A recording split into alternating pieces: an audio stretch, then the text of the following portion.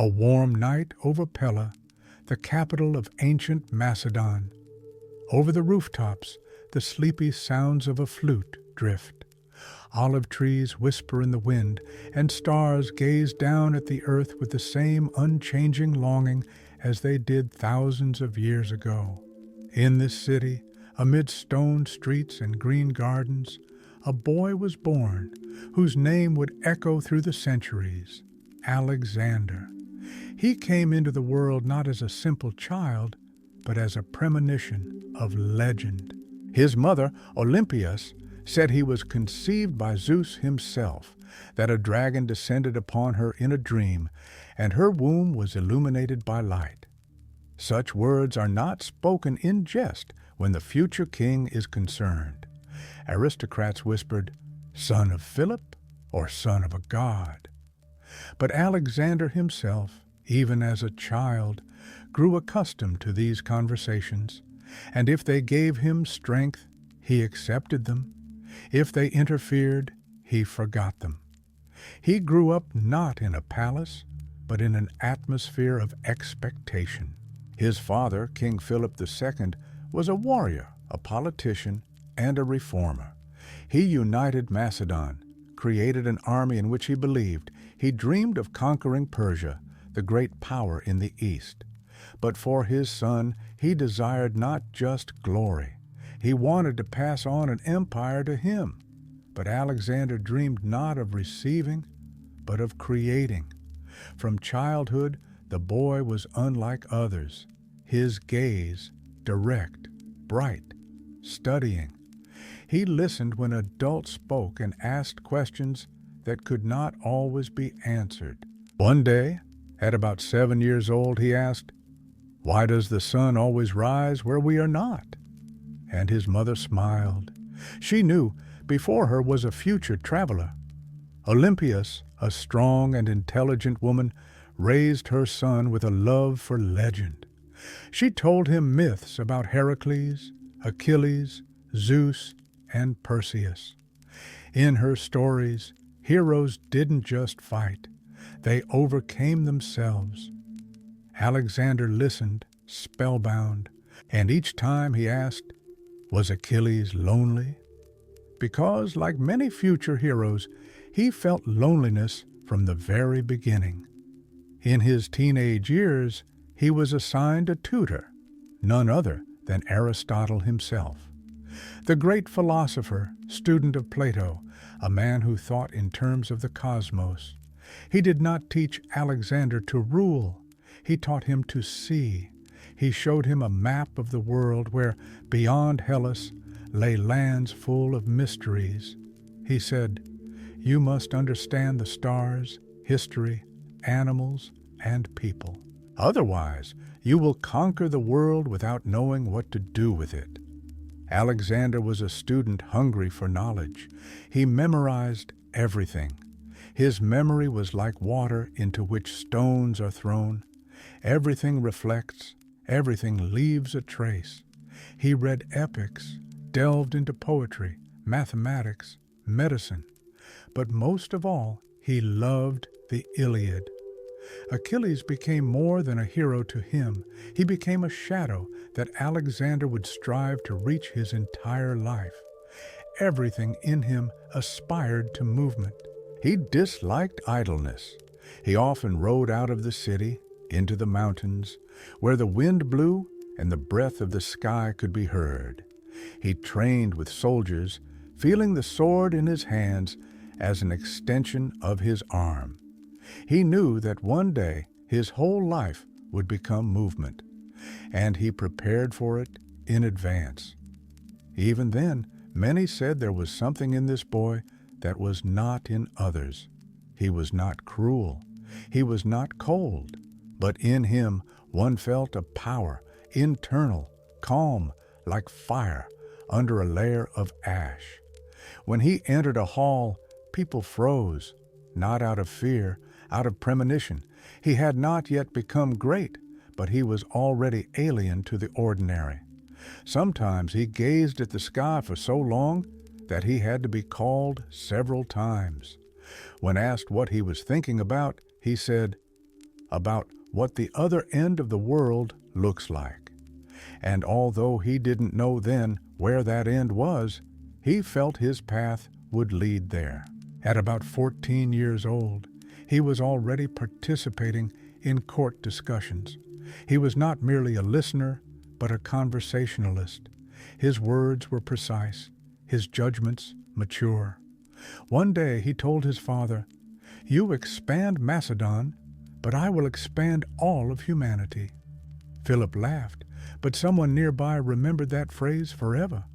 One day, at a feast, one of the elders asked him, "What do you want most?" Alexander did not answer immediately. He looked at the lamp, at the flame, then at the map hanging on the wall, and said, "I want that after me. Heaven and earth remember my name." This was not a boastful phrase.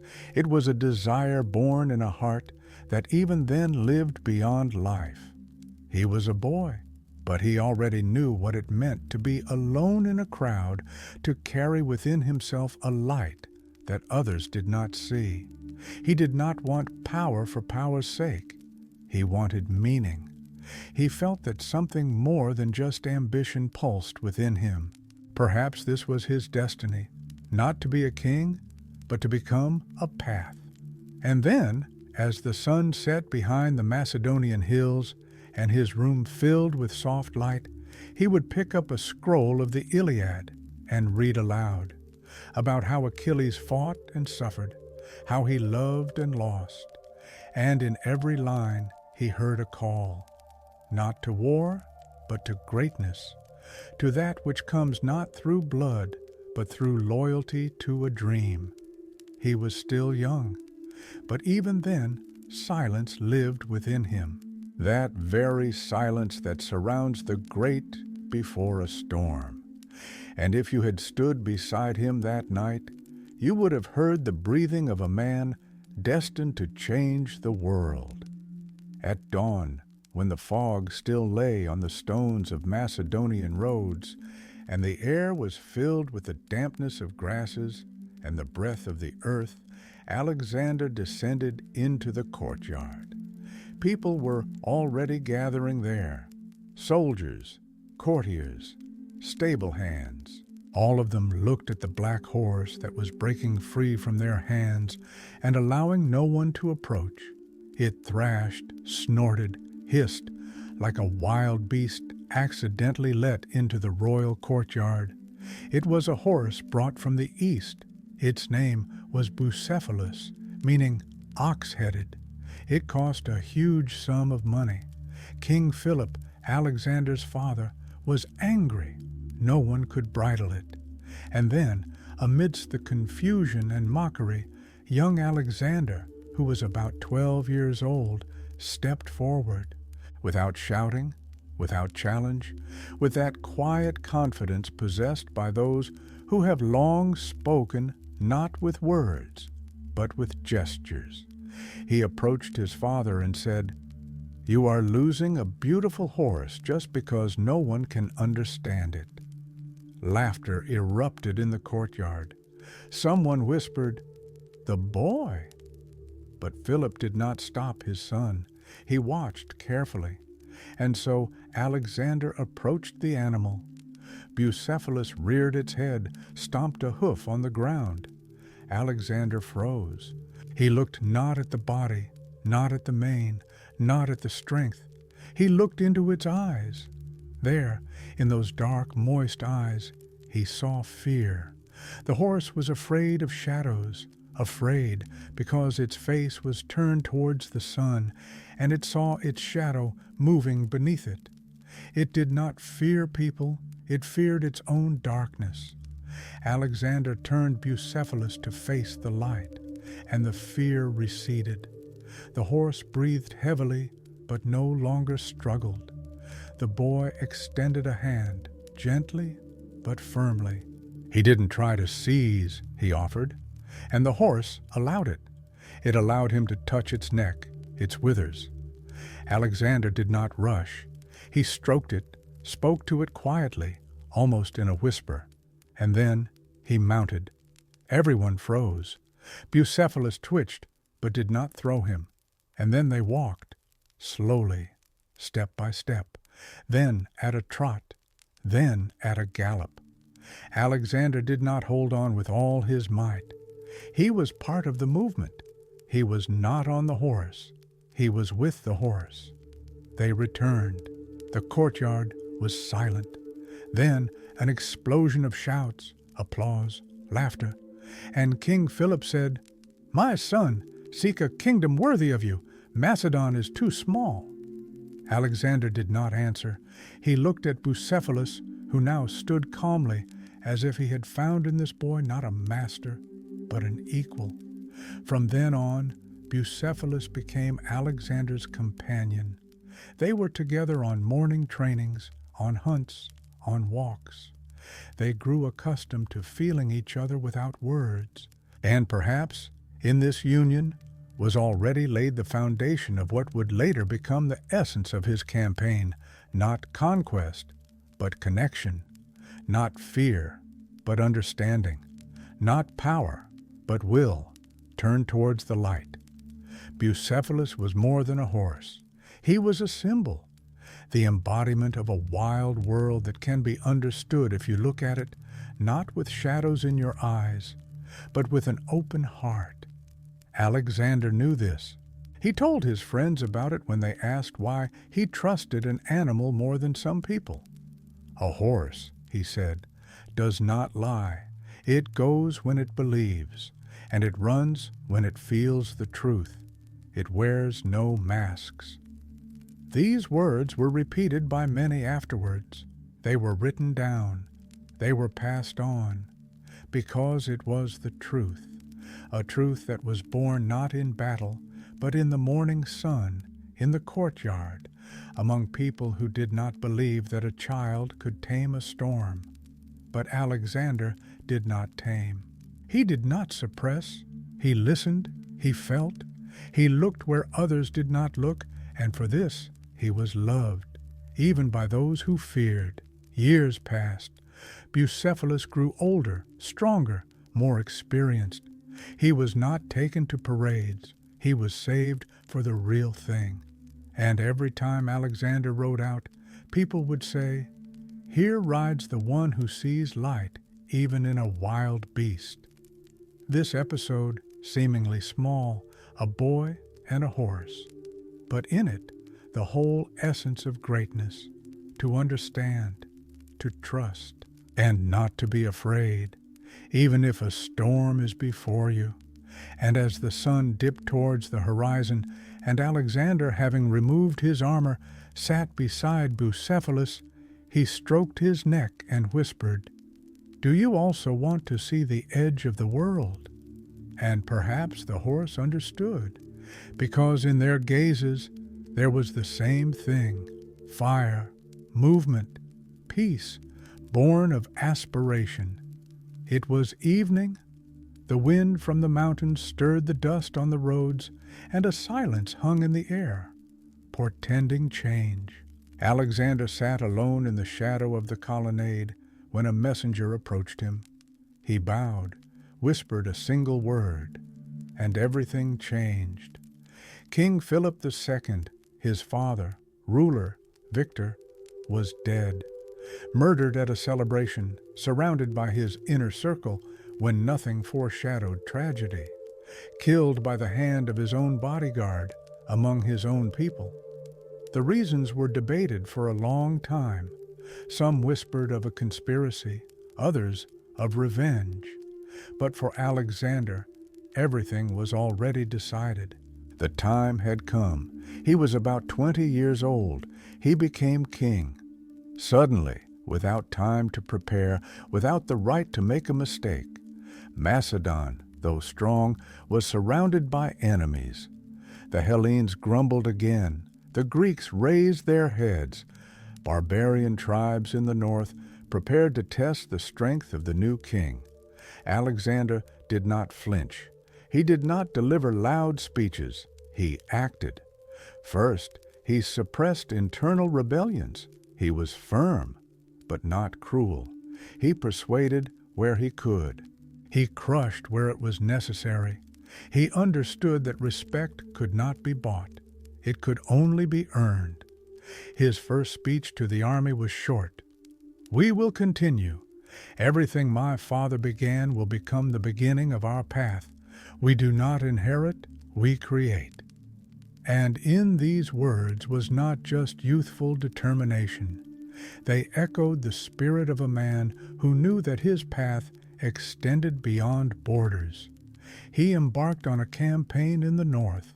The barbarians, hearing of the young king, doubted him, but Alexander defeated them one by one. He not only conquered, he demonstrated will. He moved quickly, decisively, and, most importantly, personally. He was not in his tent, but in battle. He was not behind the lines, but in front. Upon his return, he headed south to Hellas. Athens and Thebes watched him warily. The Greeks disliked the Macedonians, considering them half wild. But when Alexander approached Thebes and they revolted, he did not hesitate. He surrounded the city, offered them to surrender. When they refused, he stormed it. Thebes was destroyed. This was a signal, not revenge, not anger, but a lesson. The Greeks understood. The new king is not a boy. He is a storm. After this, Alexander assembled an alliance of Greek cities. He did not threaten, he persuaded. He spoke of them, the heirs of Homer, the children of Achilles and Odysseus. That in the east, across the sea, there was an empire that desecrated temples, threatened peace, and laughed at Hellas. Persia. He proposed a campaign, a great campaign, worthy of heroes, a campaign that would complete what his father had started. The Hellenes, inspired, accepted. Thus, the plan was born. And in this plan was not only politics. There was a dream. Alexander thought a lot about Philip. His memories were not warm. His father was strict, sometimes harsh. But he was great. He created an army capable of going far. He reformed the phalanx, made it flexible and deadly. He didn't just rule, he built. Alexander inherited this and went further. He strengthened the army, gathered the best commanders, Parmenion, Hephaestion, Perdiccas. He spoke to them not as king, but as a comrade. He slept with the soldiers under the open sky, ate the same food with them, shared everything, and by doing so, he won hearts.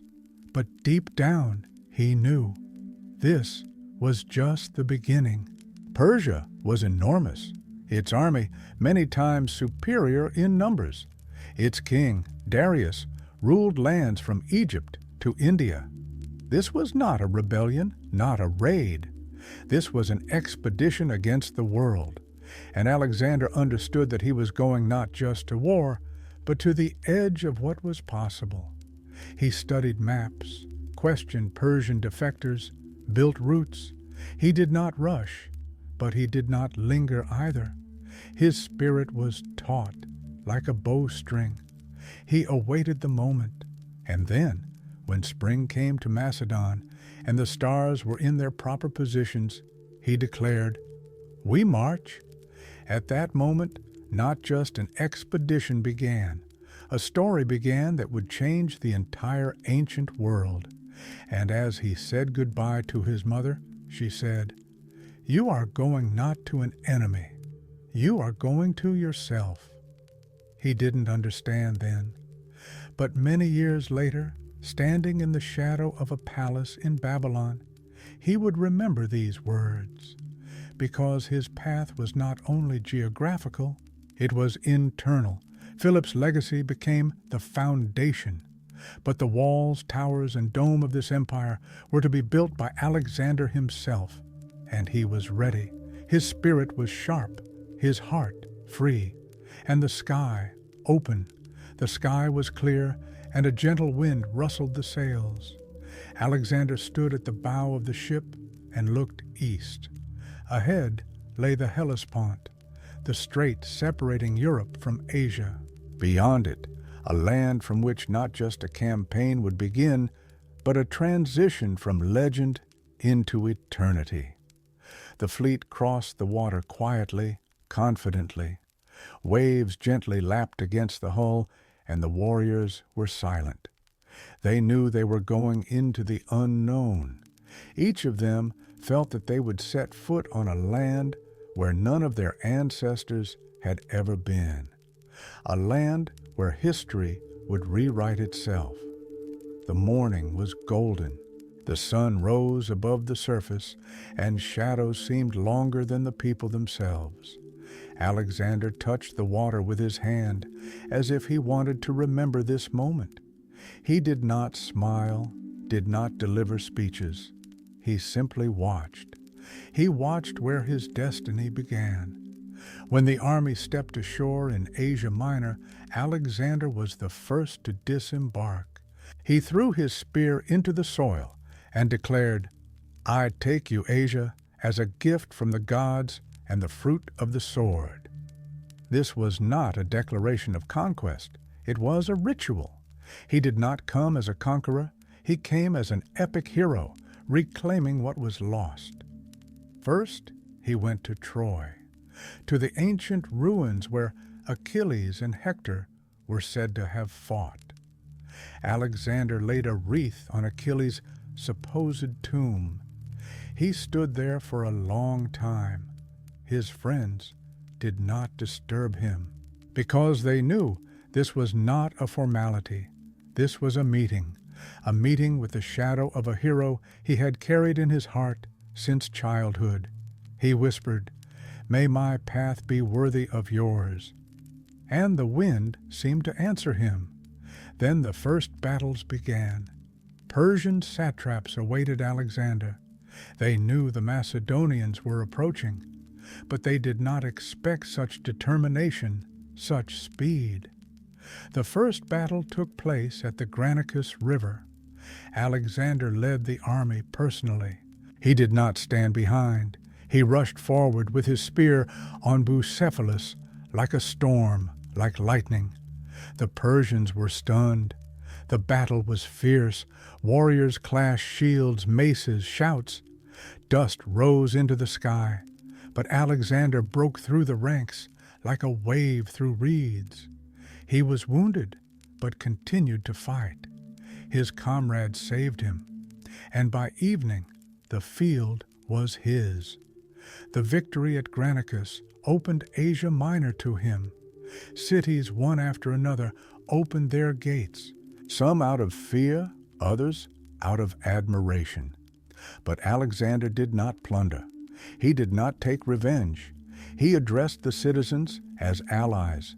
He restored temples, returned statues to the gods, listened to requests. He did not bring destruction, he brought order. And this surprised even his enemies. He walked along the ancient trade routes where caravans had stretched for centuries from the Aegean Sea to the interior of Persia. He saw temples, bazaars, palaces, but he did not stop. His gaze was always directed forward. Alexander understood that war was not just battles. It was also words.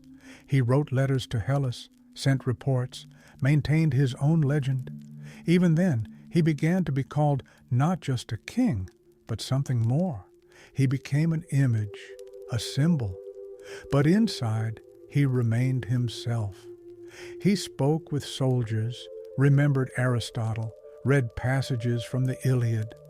Sometimes in the evenings, by the campfire, he sat in silence and looked at the flame. And someone nearby heard him whisper lines, "Soon, I shall go down beneath the sunlight." This was not the voice of a warrior. This was the voice of a man who knew how short glory was. The Hellespont was behind them, Europe behind. Before him, Asia, a land where battles, palaces, sands, prophets awaited, where everything would be different, where he would become what he was meant to be. And when the stars lit up over the Macedonian camp, and the soldiers fell asleep, Alexander would go out into the steppe, alone. He would lie on the ground, look at the sky, and ask, "Achilles, do you hear me?" And perhaps on that edge of the world where the shadows of heroes rest, someone truly listened.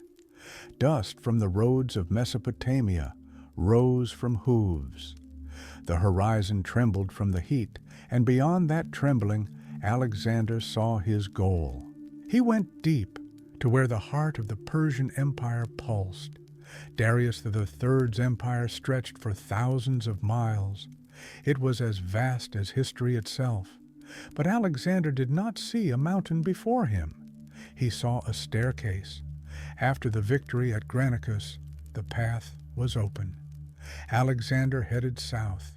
His army passed through Lycia and Caria, bypassed Sardis, and entered ancient Phoenicia. Cities surrendered, but not all. In Miletus and Halicarnassus, they had to fight. He spared no effort, but also did not destroy unnecessarily. He moved forward, step by step, city by city. And then, when everything seemed calm, something happened that became a turning point. The Battle of Issus. Darius had gathered an army. He himself marched against Alexander. The Persian army was enormous, several times larger than the Macedonian. They met in a narrow valley where the sea and mountains compressed the space. And there, in the damp dawn, the battle began. Darius stood in the center, surrounded by bodyguards, like a deity. Alexander, on the other hand, was on the flank with the cavalry. When the blow sounded, he surged forward. The formation of the Macedonian phalanx, with its long sarissas, was like the teeth of a giant. They advanced slowly but relentlessly, and Alexander's flank broke through the defenses and rushed directly towards Darius. Darius faltered. His chariot turned and left. The army, seeing the king's flight, scattered. The field remained Alexander's. He did not pursue. He saved Darius's family, his mother, wife, and children. He did not treat them as captives. He treated them as kin. The Persian queen wept, thinking humiliation awaited her. But Alexander said, "You're under the protection of my name." This gesture traveled throughout the East. He was not a conqueror. He was the embodiment of justice. And after the victory at Issus, he turned south, to Egypt.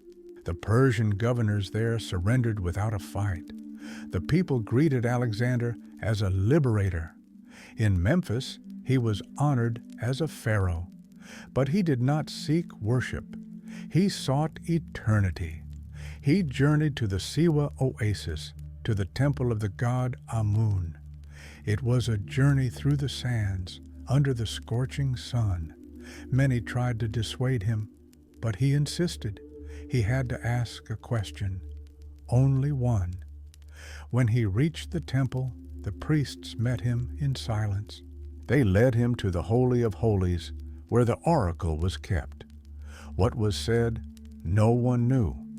Alexander emerged from there with a face full of light and shadow at the same time. Later, he merely uttered, "The oracle recognized me as the Son of God." He spoke no more of it, but his eyes were different, deeper, quieter. He returned to Memphis, and there, on the banks of the Nile, he founded a new city, Alexandria. It would become one of the greatest cities of antiquity, a center of knowledge, light, and culture. But then it was just a map in the sand, outlined by his hand. He did not linger. He turned east again. Persia awaited. Babylon, Susa, Persepolis, the jewels of the east. They stood like steps leading to the top of the world. Alexander did not come as a barbarian. He taught his men to respect local customs, received ambassadors from the east, and himself wore Persian clothing as a sign of unity. This confused the Hellenes, but inspired Darius's subjects. He did not destroy, he absorbed. He created an empire not of force, but of meaning. One night, standing on a hill, he told Hephaestion, "I don't just want power. I want people to think differently after me, for borders to become a convention." Hephaestion remained silent. He understood. Between them was a silence full of mutual vision. Alexander was approaching the center of the world, and in each of his steps there was less desire to conquer and more desire to unite. He was not just approaching Persia, he was approaching the idea that humanity could be one, that West and East are not directions, but hands of one body. And as night fell on his army's tents, he would go out alone, lie on the ground, and gaze at the sky. There, above the sands, the stars shone as they once did over Pella, and he whispered, "Soon." This soon did not mean victory. It meant a meeting with himself. The night before the battle was clear. The moon illuminated the plain of Gaugamela as if preparing it for a grand act. A silence reigned in Alexander's camp. The warriors slept, tired from the marches. Only a few sentries walked among the tents, and he was awake. As always on the eve of the decisive moment, he was about 25 years old, and he stood before the greatest army the East had ever assembled. Darius had brought everything he could. The Persian army stretched for many kilometers. Chariots with scythes, war elephants, thousands of horsemen, thousands of archers. It was a wall, an entire world, ready to meet a stranger. Alexander looked at the plain and knew this battle was not only for victory, it was a battle for an image. Tomorrow it would be decided whether he would be merely an ambitious king or one who would enter eternity. He walked past the tents. He knew each of his commanders by name. He spoke to them without loud words. He just looked, nodded, and that was enough. People followed him not by command. They followed because they believed. At dawn, he stood before the army. His voice was calm. Today we fight not only men, we fight the past. We fight to erase the fear that for centuries has separated Greece from the East. Let our spears become not only weapons, but a bridge. As the phalanx moved forward, the earth trembled. Sarissas extended forward like waves of steel. Alexander, as always, was on the flank. He awaited the moment. Darius stood in the center, guarded like a god. The Persians struck first. Chariots surged forward, their wheel blades cutting through the air. But the Macedonians parted, letting them through, as water lets a stone pass. Then they surrounded and struck them down. The elephants were terrified by fire and sounds. Horses neighed, men cried out. Dust rose into the sky, and the sun was lost in the gray haze. And suddenly, a strike. Alexander broke through the flank and rushed straight to the center of Darius's formation.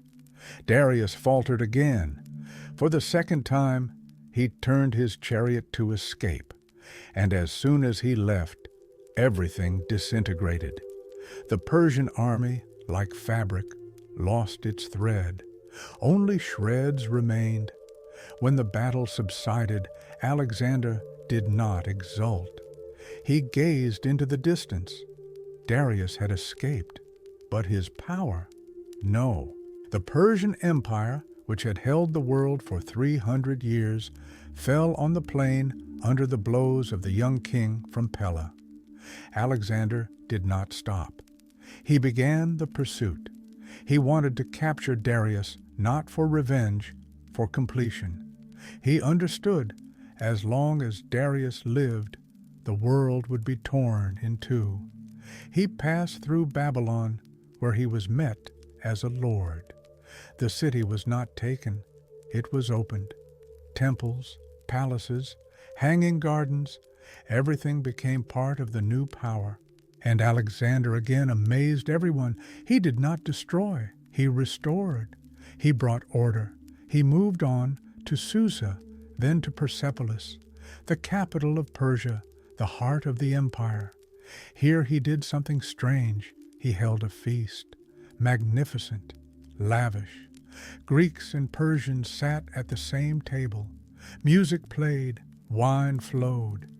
But beneath this feast, a hollowness was felt. One night, as the fire in the bowls flickered, Alexander took a torch and headed towards the palace. He set it on fire. Some say, out of drunkenness, others out of a desire to avenge the burned Athens, and some that it was a gesture, a farewell to the old world. Flames engulfed the columns. Persepolis burned. Alexander stood and watched, and then quietly he uttered, "Enough." Two beginnings struggled within him, hero and conqueror, dreamer and warrior. That night he was both. Darius meanwhile fled further east. His close associates, seeing the futility of resistance, betrayed him. He was killed. Alexander found the body and wept. He ordered Darius to be buried with royal honors. He himself put on Darius's Persian robe and said, "I did not conquer a king, I inherited his work." This was more than a gesture. It was an idea, an empire not as a trophy, an empire as meaning. Now the entire East lay before him. But he felt no triumph. He felt weariness and, perhaps, loneliness. He had reached his goal, but not the end. And when night once again fell over the ashes of Persepolis, he went out under the stars, lay on the ground, and remained silent for a long time. Bucephalus stood nearby, breathing steadily.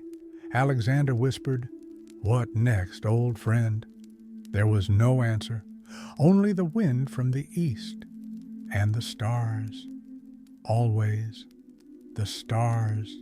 After the fall of Persepolis, Alexander's path lay eastward, towards the lands of Bactria and Sogdiana, where rocky mountains gave way to deserts and cities hid in valleys like mirages. He did not go for conquest. He went because he could not stop.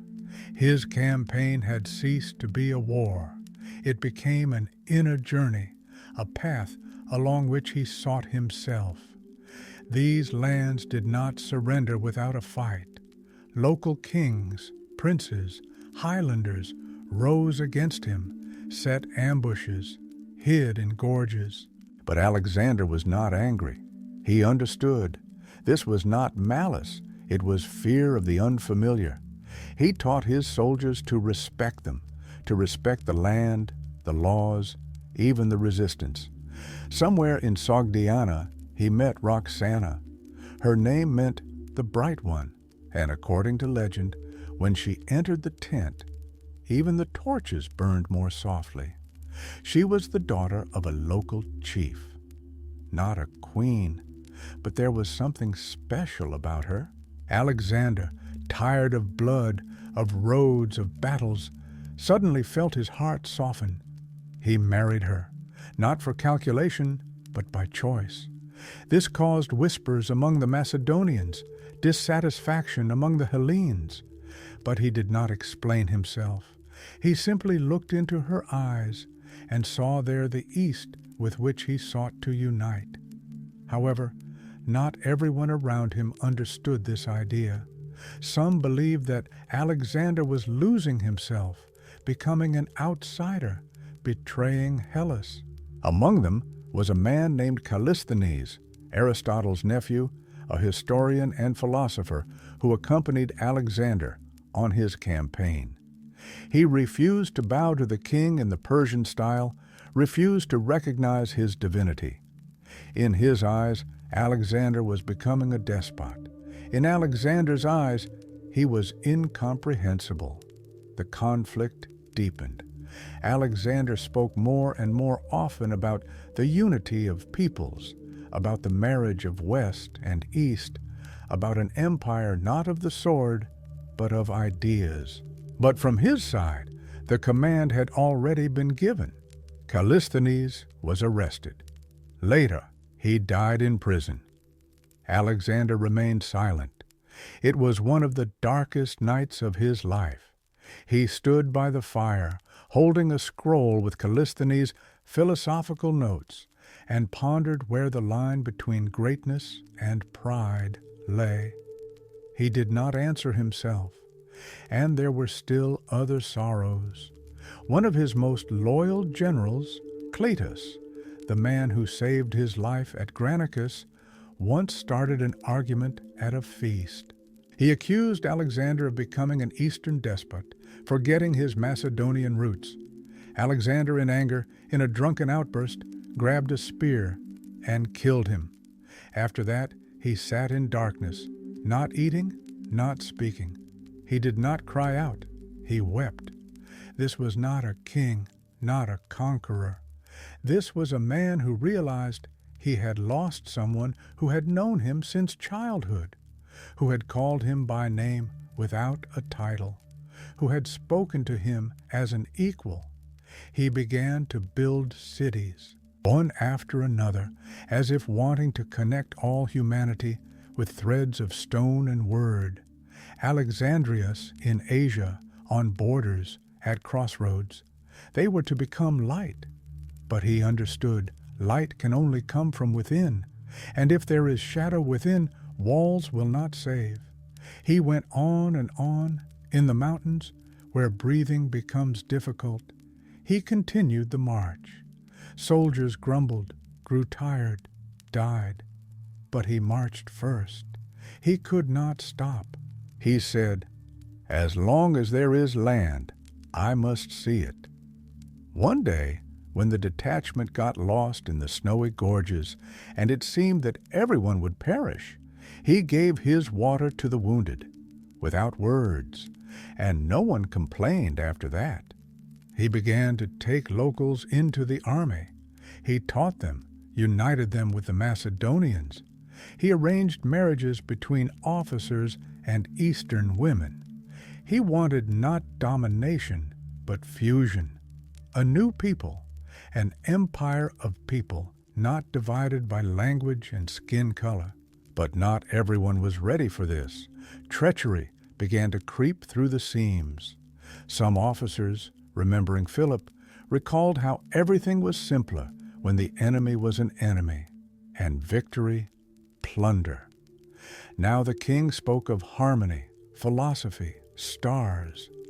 Alexander was becoming different. He read at night. He recalled Aristotle.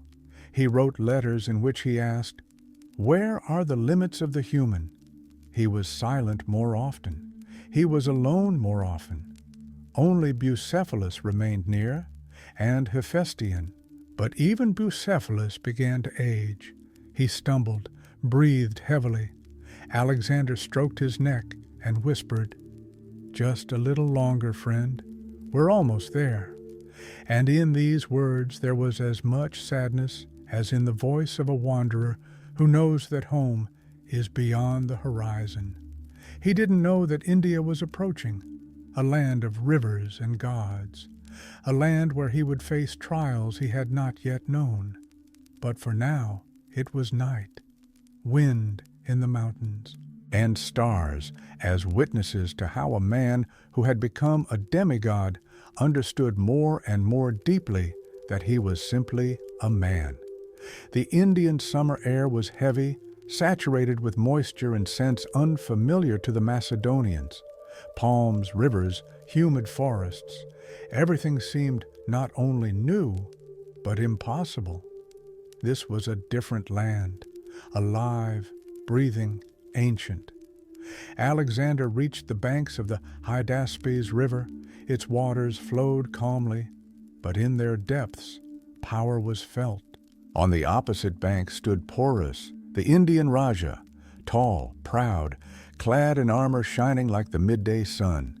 His army was numerous, and it included war elephants, enormous, adorned with gold fabrics, with turrets on their backs. They stood like motionless hills, radiating fear. Alexander was not afraid, but he did not rush either. He observed. He sought weaknesses. The river, wide and swift, seemed an insurmountable obstacle, but he waited for a thunderstorm. When the sky darkened and the downpour enveloped the world in a shroud, he forded his detachment across, suddenly, under the cover of fog. Morning caught the Indians by surprise. Alexander struck suddenly, swiftly. First the cavalry, then the infantry. The Indians fought fiercely. Elephants thrashed, crushed, roared. The battle was brutal. Bucephalus, the old, faithful horse, went with him. He strained forward, as in his youth. Alexander felt his breath become hoarse, his legs tremble. But he did not stop. Into the thick of it, under spear blows, under the shadows of giant elephants, Porus fought personally. He was wounded, but did not retreat. Alexander saw in him not an enemy, but an equal. They met eyes in the midst of battle, and in that gaze there was respect. Porus fell, but was not humiliated. He was brought to Alexander, and Alexander asked, "How do you wish me to treat you?" Porus replied, "As a king treats a king." Alexander smiled. "Exactly so it shall be." He left Porus to rule. He took no trophies. He took respect. But the price was high. That same evening, Bucephalus, wounded and exhausted, lay down at the foot of a tree and never rose again. Alexander sat beside him. He did not speak. He only stroked his neck, as he had many years ago in the Macedonian courtyard. He whispered, "We made it, friend. We saw the edge of the world. Thank you." He founded a city and named it Bucephala in memory, not in honor of conquest, in honor of friendship. The soldiers were silent. They knew that not just a horse had died, the last witness to their youth, their beginning, their truth, had died. After this, the army began to slow down. People grew tired. They had traversed the entire known world. Mountains, deserts, rivers. They had conquered everything, but weariness accumulated in their hearts. Alexander knew, if he commanded, they would go further. But he did not want to go alone. He gathered a council. He listened to his officers. Many spoke with respect, but asked to return, home, to their children, to the light of Hellas. Alexander remained silent for a long time, and then he said, "Good, we will turn back." It was not a defeat. It was an understanding. He knew eternity cannot be built solely on the will of one person. It needs peace. It needs those who will remain. On the way back, he continued to build cities, write letters, talk to locals. He was both a ruler and a philosopher. He no longer fought. He watched, listened, reflected. But sometimes in the evenings, he would go outside the camp, look at the sky, searching among the stars for the one under which Bucephalus had gone. And perhaps, at that moment, he spoke to himself, to the boy who had once turned a horse's face to the sun. The way back lay through the desert, not a desert of sand, but a desert of silence. The army marched without shouting. Victory was theirs, but their hearts were weary. Alexander walked at the front, but he himself became quieter. His campaign was turning into a procession of memories. The cities he founded remained behind. His name was uttered in many languages, and each pronounced it in its own way. but he himself increasingly remembered one thing: Alexander of Pella, not a god, not a king, but the son of Olympias, the boy who dreamed of being like Achilles. One day, on the road, Hephaestion fell ill. It was sudden: fever, weakness, silence in his gaze. Alexander left everything. He sat by the bedside, holding his friend's hand, not leaving his side. Never had he seemed so vulnerable as in those days. Hephaestion was everything to him: brother, advisor, a mirror in which he saw the man behind the title. Together they had passed through borders, battles, doubts, and now Hephaestion was leaving, not from a sword, not from betrayal, but from illness, quietly, slowly, irreversibly. When he died, Alexander did not utter a word. He did not sob. He froze. Then he commanded, there would be mourning, a temple, ashes, and memory. He ordered the body to be burned on a huge pyre, a burial monument to be erected. He cut his hair. He ordered all troops to mourn. In the heart of the empire, Alexander's own heart died. After that, something in him disappeared. He still spoke, still built, but his gaze was turned inward. Something otherworldly appeared in him, as if he was no longer among people. He returned to Babylon. This city, amidst rivers and palms, seemed to him a point of balance. He wanted to make it his capital, not just of the empire, but of a new world. Here he received ambassadors from distant lands, discussed the resettlement of peoples, arranged mixed marriages. He spoke of the future as a force that could be built. He dreamed of a campaign to Arabia, of sea routes, of connecting cultures, but his body grew weak. One day he felt a fever, a simple fever it seemed, but with each day he grew quieter, his voice lower, his step slower. He still gathered, still consulted, but spent more and more time on his couch, staring at the ceiling. Generals gathered around. Each wondered who would be next. They asked him, "To whom do you leave the empire?" And he whispered, "To the most worthy." These words were not an answer. They were a riddle, because he himself knew someone like him would not be repeated. His last days he was silent. His eyes were open, but seemed to look through. His body lay in Babylon, and his soul somewhere in Troy, in the forests of Macedon, on the banks of the Hydaspes, there where Bucephalus still lived, where Hephaestion still laughed. When he died, he was about 33 years old. He departed, having completed neither his campaign nor his vision. The empire he built began to crumble almost immediately. The generals divided it like cloth. Cities quarreled. People debated who he truly was. But it didn't matter, because Alexander belonged neither to the Macedonians nor to the Persians, neither to the west nor to the east. He belonged to an idea, the idea that a person can go further, beyond limits, beyond fear, beyond himself. And that night, as his body was being prepared for burial, an unusual star flared up over Babylon, and then it vanished. And someone said, "He did not die. He simply went where he always wanted to be, among the stars." When Alexander's body was carried through the streets of Babylon, there was silence. People did not shout, did not cry, did not sing. They watched. They just watched at the gold, at the fabrics, at the chariot adorned with solar symbols, and at the face hidden by a shroud. No one fully believed that he had truly left. But he had left, and the world remained without the one who had tried to unite it. After his death, everything fell apart.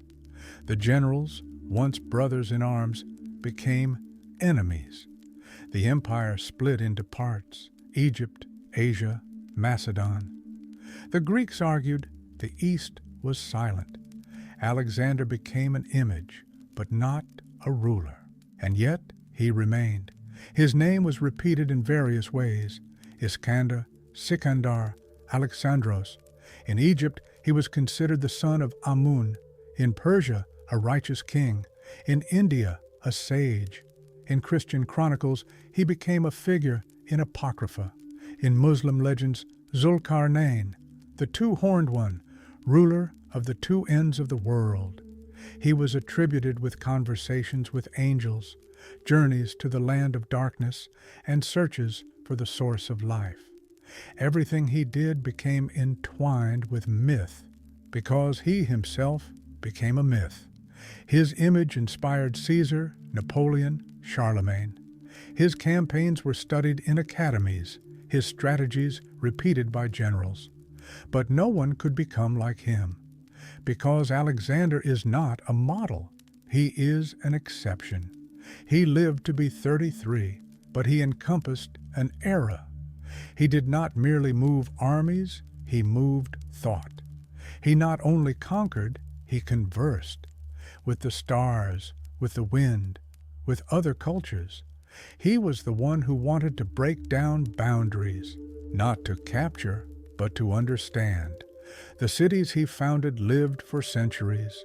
Alexandria became a center of knowledge. Its library gathered texts from all peoples.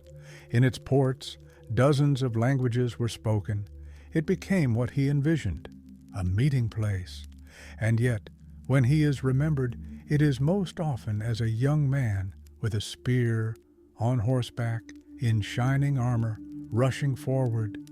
In this image, the fire of a dream. In this image, a man who had no end, only a path. Where he is buried, no one knows to this day. They say his body rested in Alexandria, in a crystal sarcophagus. They say emperors admired it. They say it vanished in the whirlwind of centuries. But that is not important, because Alexander is not in a tomb. He is in a legend. Sometimes on a quiet night, when you look at the sky and see one star brighter than the others, you can imagine he is there, still writing, still searching, not for lands, not for glory, but for an answer. He once said, "I am not afraid of death. I am afraid of not completing my journey." And perhaps that is why people remember him to this day, because in each of us lives someone who wants to go further, who believes that boundaries are a convention, who feels that the world is one. Alexander left us not an empire. He left us an example. Whatever path you choose, step onto it with an open heart. And perhaps there, beyond the horizon, you will hear the echo of the footsteps of those who once marched forward, knowing no fear, not for victory, but to become part of something greater. Sleep peacefully. The world is vast, but you are already in it.